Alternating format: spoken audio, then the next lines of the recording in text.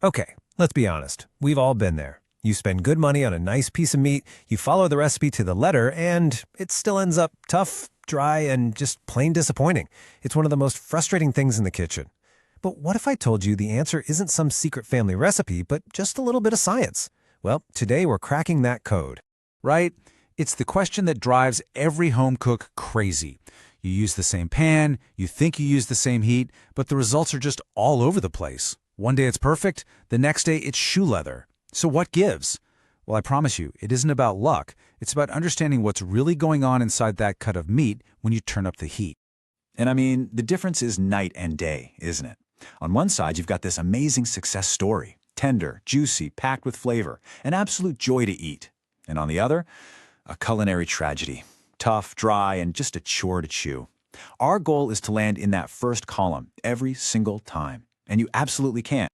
All right, so to solve this mystery, we've got to go undercover. We need to look inside the meat itself. It really all comes down to three key players, and how they react to heat, well, that's the secret to everything. First up, the most obvious part, muscle fibers. This is the bulk of the meat, the part that gives it substance. You can think of them as these tiny, tiny bundles of protein. As you cook them, they tense up and get firm, which is what gives you that satisfying bite. Pretty straightforward, right? Now let's meet our main suspect in the case of toughness, collagen. This stuff is the connective tissue, basically a web of protein ropes that holds all those muscle fibers together. And when it's raw or cooked incorrectly, it is incredibly tough and chewy. This guy right here is the #1 reason some cuts of meat are naturally tough. And finally, we have the hero of our story, intramuscular fat. You probably know it as marbling, those little white flecks running through the muscle. That's not the enemy, oh no, that is pure gold. It's the secret weapon for unbelievable flavor and moisture. It's your built-in insurance policy against dry meat. So, we've got our three players, muscle, tough guy collagen, and our hero, fat. Now for the big aha moment. The amount of collagen in any given cut of meat is the single biggest clue that tells you exactly how you should cook it. This right here is where a little science becomes your superpower in the kitchen. So how do we turn our tough guy culprit into a hero? Well, it turns out that collagen has a secret weakness: low, slow heat. When you cook it for a long, long time, something amazing happens.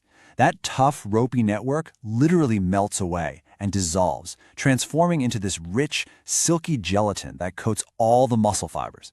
That is the magic behind that fall-apart tender texture you love in a great pot roast or pulled pork. And this is where it all clicks into place. A cut like a brisket comes from a hardworking muscle, so it's loaded with collagen. You have to cook it low and slow to melt all that stuff down. But then you've got a ribeye, which comes from a muscle that doesn't do much work at all, so it has very little collagen, it's already tender. So for that, you just hit it with quick high heat for a great crust. Trying to grill a brisket like a steak is a recipe for disaster. You have to match the method to the meat. Okay, so we've conquered collagen. Now let's get back to our hero, fat. Because that marbling isn't just for show. It's absolutely critical for getting a delicious result, especially when you're cooking those fast-cooking, tender cuts. As that meat gets hot, all that beautiful marbling starts to melt, and when it does, it's like a self-basting system, lubricating all those muscle fibers from the inside out and keeping everything moist. But even more important, fat carries flavor. So many of those rich, savory compounds that make meat taste so good are found in the fat. It's the source of all that succulence. All right, so we get the components, and we get the methods. The final piece of this puzzle is mastering the heat itself. See, specific temperatures trigger specific reactions inside the meat.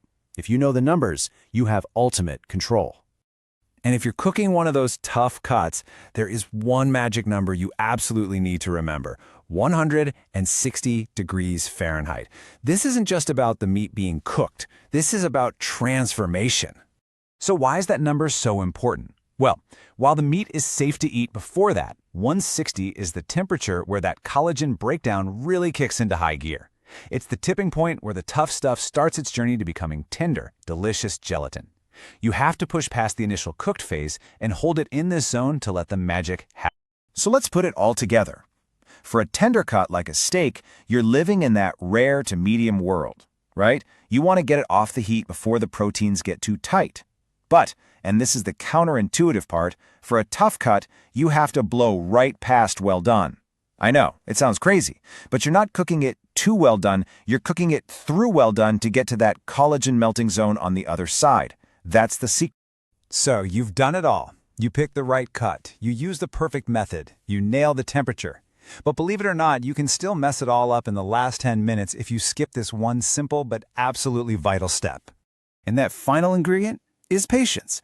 The cooking might be over, but the process isn't. The moment that meat comes off the heat, the most important thing you can do is nothing. Just let it rest.